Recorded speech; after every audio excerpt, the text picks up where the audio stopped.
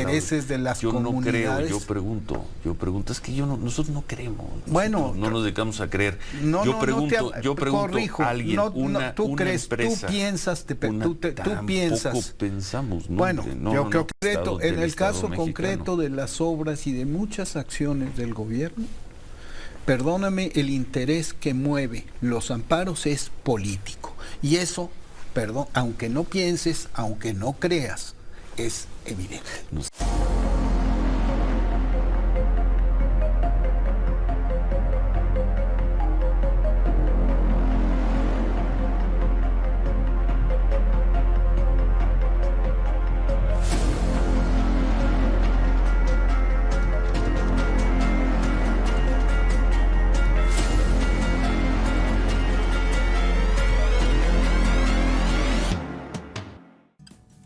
Amigos y amigas, bienvenidos a este canal del Corsario Político MX. Espero tengan un buen miércoles, ya a mitad de la semana, último día del mes de mayo. Se fue rapidito.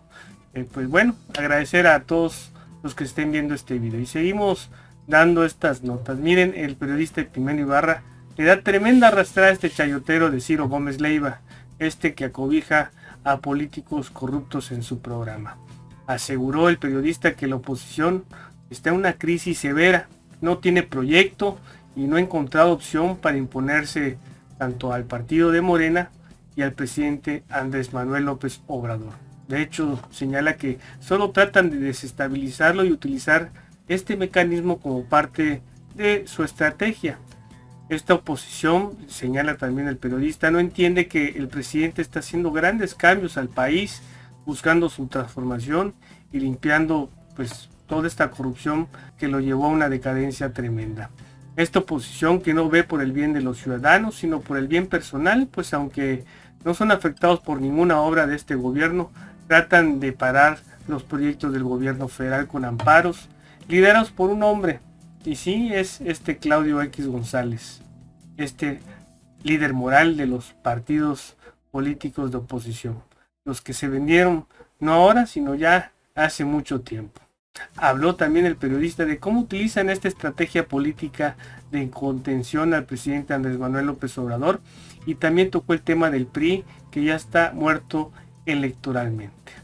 Como siempre, Epigmenio Ibarra dando clases no solo a estos chayoteros, sino abriendo más los ojos de aquellos mexicanos que todavía aún están confundidos.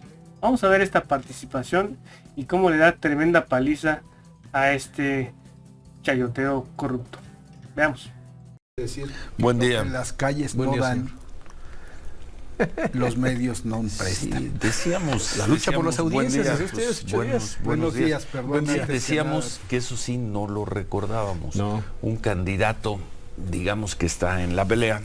Alejandra del Moral tiene, como sea, en la encuesta de hoy de Reforma, sí, 45% de la intención de voto.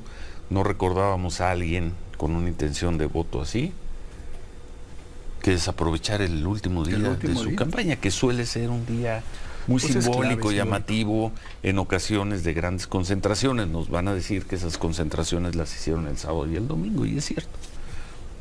Pero hoy Alejandra del Moral decidió ya no salir a las calles, va a dar entrevistas. Bueno, de alguna manera estás en el tema hoy, Epigmenio, al final de tu columna, hablando de las elecciones de el Estado de México y Coahuila del domingo. Hoy hablas de golpe en la corte, golpes en los medios y en las calles.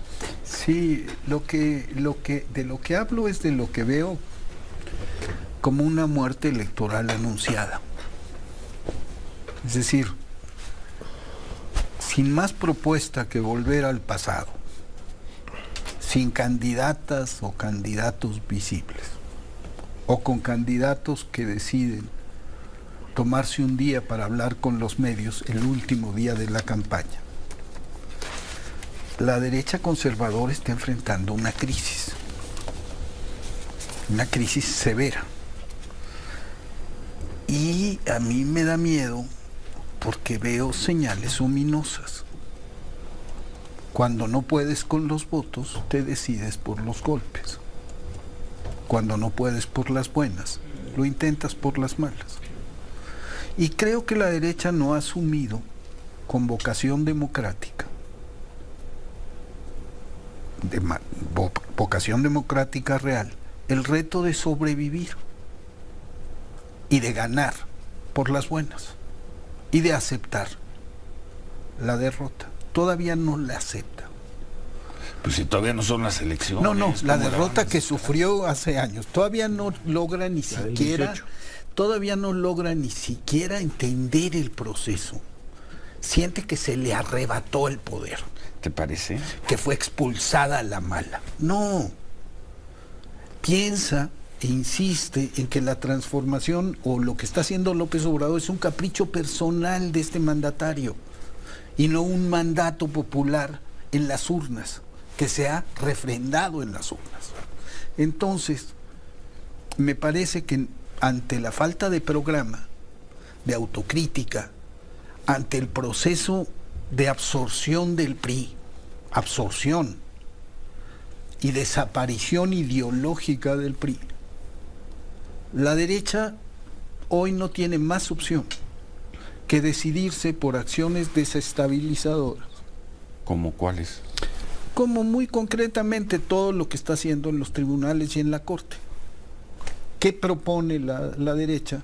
Paralizar a López Obrador a como dé lugar, a punta de amparos. Aquí la derecha, ¿quiénes? ¿Los ministros de la Corte? Los no, jueces? La derecha los que en el caso de los tribunales. Los que gestionan los amparos. Los abogados. Los abogados, la estrategia de, ¿cómo le llaman? De litigio estratégico de la derecha. Que apunta ahora incluso más arriba a configurar una especie de confrontación entre poderes de alto nivel. Ya se atrevieron, aunque desmintieron el documento, a hablar de destitución del presidente. Están reproduciendo. ¿Eso en dónde salió? Ese documento de Julián Rentería, que después desconocieron. Entiendo que fue una presentación que no llegó a la permanente, que entiendo que llevaba algunas firmas que no autorizó el coordinador parlamentario. Efectivamente. ¿Pero quién lo promovía? Pues supuestamente el equipo de Yulo en Rentería. Pero él mismo dice, yo no autoricé ese documento, que se inscribiera. Pero circuló. No, reconocemos que sí se puso y lo retiramos, ¿no? Sí, circuló y eso anuncia lo que se está configurando. Se está configurando. ¿Qué pretende la derecha? Paralizar a López Obrador. Eso está más que claro. Porque paralizar sus obras es paralizar al gobierno.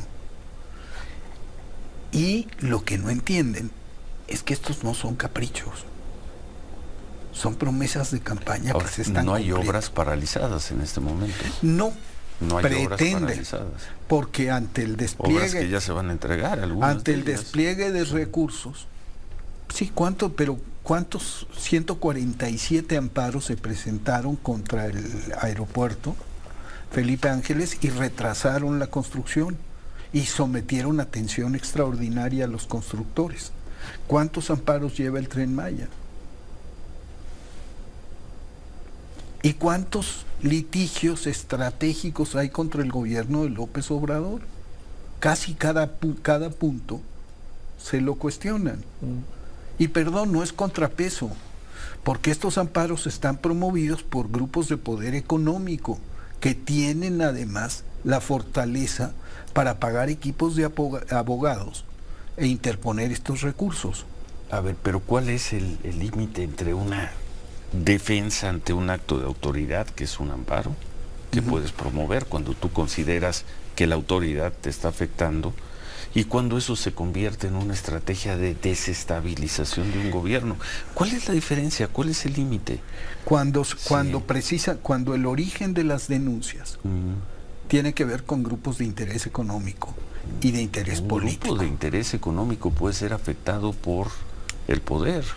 ¿Tú crees que a Claudio X González le afectan las obras? No sé. ¿Tú crees que defiende los intereses de las comunidades? Yo no creo, yo pregunto, es que nosotros no creemos. Bueno, no nos dedicamos a creer. Yo pregunto a alguien, tú crees, empresa, tú piensas, tú piensas. Tampoco pensamos. No, bueno, yo creo que pensar, nosotros sí es una vamos registrando obligación. hechos. Pregunto, ¿cuál es el punto? La diferencia entre una defensa ante un acto que consideras abusivo de la autoridad y una campaña de desestabilización.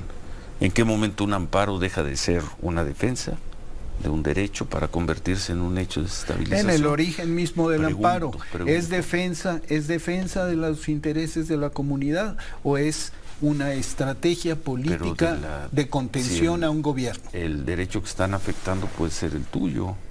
Por ejemplo, el caso que vimos la semana pasada, el de Grupo México. Grupo México considera, no sé si con razón o no, que estaban afectando sus derechos.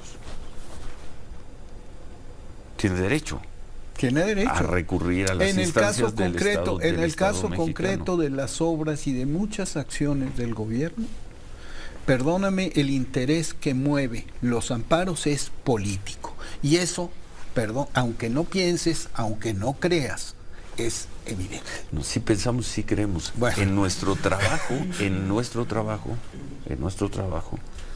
tratamos de registrar hechos. No los venimos hechos. A decir, es que yo creo esto. Los hechos. ¿Quién promueve los 147? Sí creemos y sí pensamos, los 147 amparos, ¿quién los promovió? La Oficina de Litigio Estratégico de Mexicanos contra la Corrupción.